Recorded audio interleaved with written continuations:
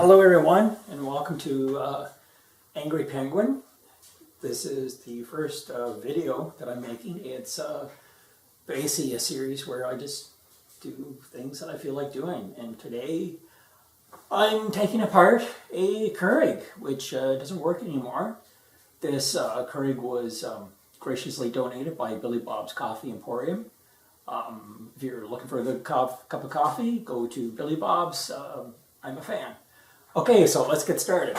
So first, I have emptied the water out of this, and taking a look at the bottom, there's a whole bunch of small screws. So I'm going to take these out and basically see if I can pull the cover off after that. So let's get started. And of course, safety first. It is unplugged. Never do this plugged in, unless you know what you're doing. Just take these out. I love having an electric screwdriver. That one didn't come out, but I think it's just spinning around. We'll see in a second if it's connected or anything.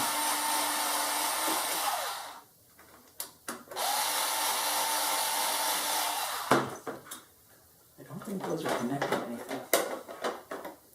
So, okay, let's see if I can get a screwdriver in there. Pull that off. Okay, so what we have here, that's interesting. So it's connected to a transistor. Not sure why. But I see why I couldn't get it off, because these actually, this is a nut and a bolt. It's not a screw.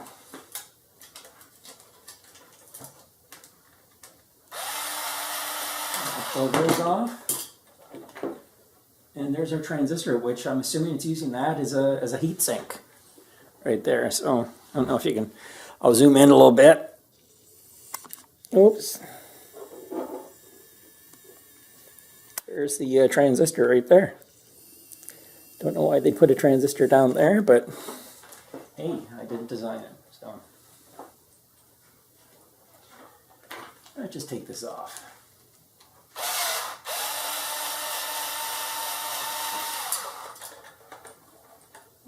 Okay.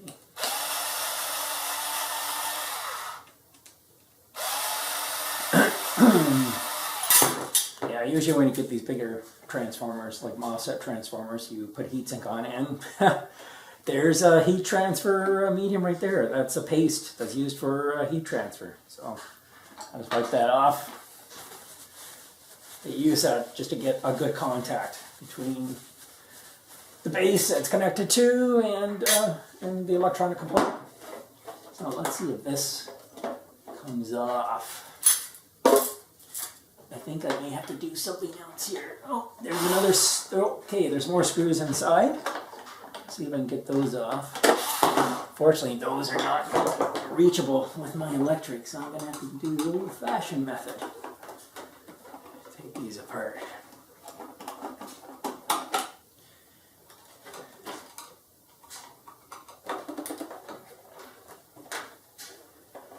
Okay. Now seriously, if you do want a good cup of coffee, head down to Billy Bob's. It's excellent coffee. As long as he's awake, he'll make you a cup. Okay? Because he does like to sleep quite a bit.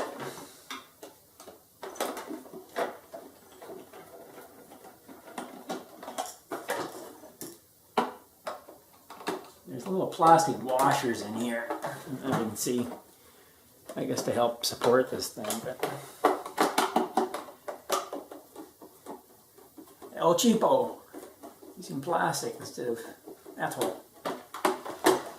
Okay, gotta come off. Do I have everything loose here?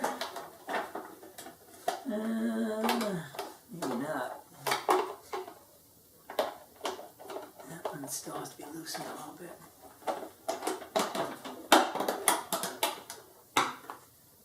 Let's see what I can get here.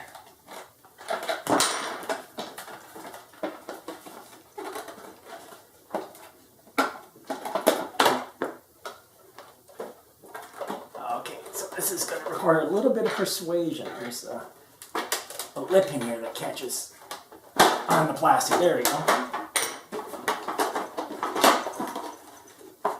Okay.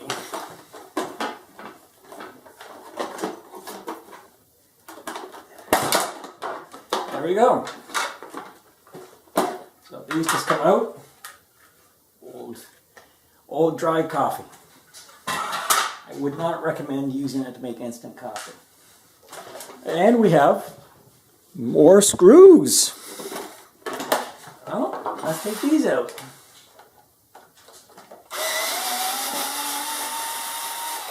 How many layers can you put in a device? And that can be removed so you can get at it. Like the Russian stacking dolls. Okay, I think that's everything here. Looks like there's a catch in here I gotta take apart. Yeah. You know what? Just hang on for a sec. I'm gonna get my safety glasses before I start messing around with that. 1 second. Okay, so after a lot of struggle, I did get the front cover off. And wow, was it ever hard. No screws. It was all just basically pinned in there with plastic. But yeah, it was pretty tough. So I see there's some little catches here. So I'm going to just loosen these and see what's under here. If I can get in here. Quite catch there. Every time you think I've got something loose, it just seems to stick even more. And yeah, it's pretty solid. I have to give credit to Keurig people. Holy cow. These things are definitely not made for servicing or taking apart. Not easily anyways. Yeah, there's no screws in there. What's holding that thing? This has kind of been the story of this. I think I have it. Undo something like a catch or something and it just won't come out. There's other stuff holding it in place. Oh, that one broke, so I must break that one too.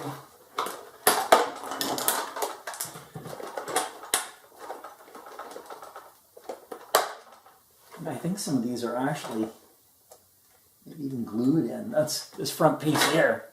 This was actually glued. Yeah, so it wasn't easy. Yeah, there's catches on the side from the look of it. Oh.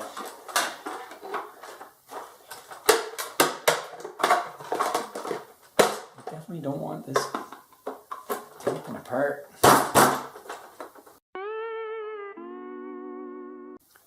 Okay, so we're back. So I got the circuit board out, or at least partially out. So see if I can turn this around here. So this is that's the incoming power right there, those two leads. So they go to the back here and they do hook up to here, which goes out to the transformer. So yeah, that is the power transformer. So outgoing power, it says, let's see if I can read it here. How many volts? It looks like it's, I can't see that well. 23 volts, I think. Yeah. Okay. I'm not going to read this because I can't without glasses or magnifying glass. Oh, maybe I can. Hang on. 20 volts. Looks like 20 volts output, I think, if my eyes are not deceiving me. So yeah, some other components on here. Yeah, getting transistor. Oops. Yeah. Small capacitors, not a big deal. Resistor, a couple diodes. I'm not an electronics expert, but you know, I know the basic component. Oh, and microprocessors in the back, probably used for timing functions to time the pump. So I haven't got the pump yet. That's really what I want to see. That'll be down in here somewhere. So that's the next part. I got to get this apart and get the pump, because that's, you know, other than the transformer, which I can use, and maybe the transistor, the pump is really why I want to see. So, and see if I can use it. So that's the next part.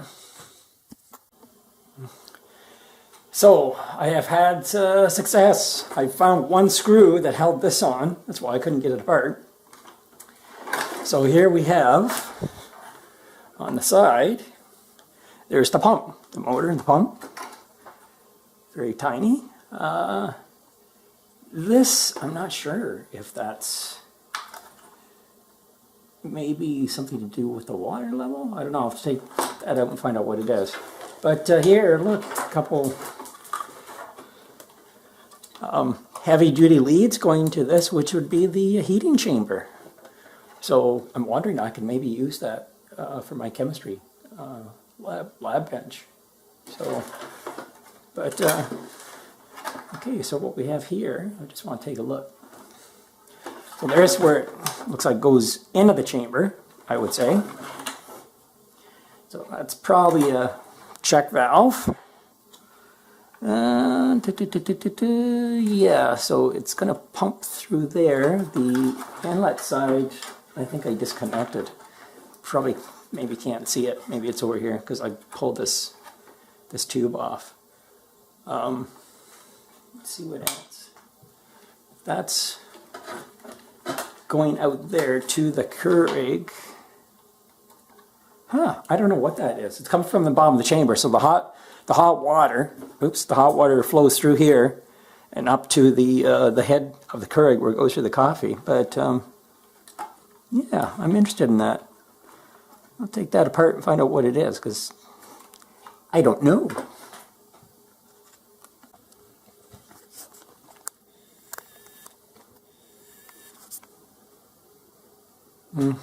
Yeah, so just taking a look at this, I think it's check valve. That's kind of what it looks like to me.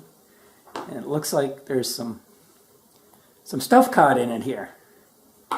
So I know this Keurig that was donated by Billy Bob's Coffee Emporium, great place to get a good cup of coffee.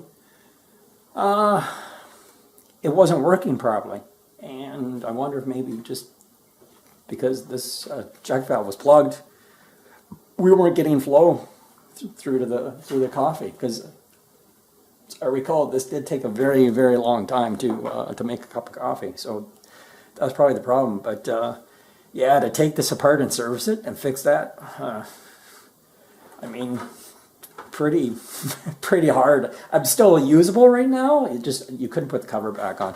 It just would not be feasible. Anyways, yeah. So I'm gonna take